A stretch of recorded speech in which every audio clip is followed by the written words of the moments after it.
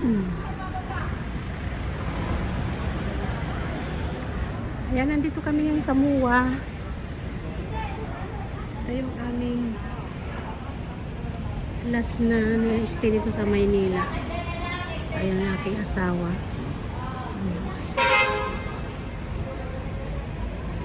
Kumit lang. Kami halay ta supermarket ba ito? May kalay ta supermarket. Ayan, papasok kami sa loob. May bibilhin lang kami. Bili kami ng ito na dahil burta Jason. Ay kami buuin dahil. Bili kami ng corn beef. Ka? Många har spelat över. Mawas ka pa beef. Har, burta kami buuin dahil.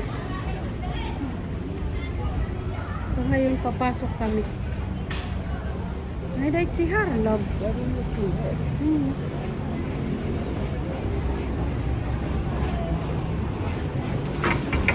Other entrance. Other entrance. Pasok kami sa loob kay bibili kami ng aming dadalhin kasi kulang pa yung aming luggage. Kunti pa.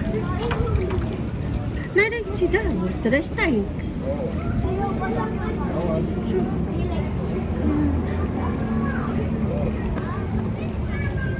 Yan, Manila. See you next time, Manila. Ang laki nitong supermarket natin. May Watson. Ah.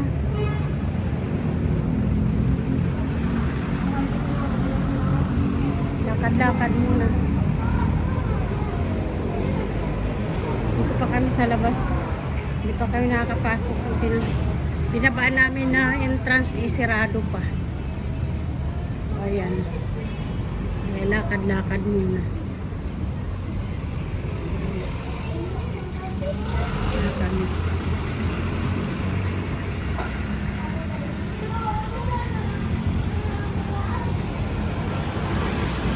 Ganda talaga dito sa Pilipinas. Sa ibang bansa. Kahit matraffic, kahit maraming tao. So, ito yung aking asawa. Siya ay nagmamadali.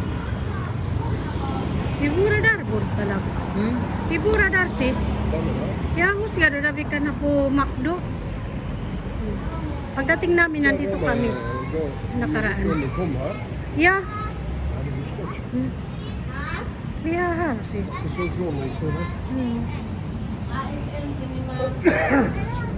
So, papasok kami dahil sa SM Market. Pasok kami dito. Dito kami. Hindi pa ngayon maraming tao kasi ano pa, medyo maaga pa. So, yan. Hindi na ako magbablog kasi last pupunta na kami ng Norway. Balik na ng Norway. Papasok kami sa supermarket. Siguro mamaya pupunta kami doon sa kabila. So, papasok kami dito. Ayan. Yeah. Lumubong. Ako. Itong isa.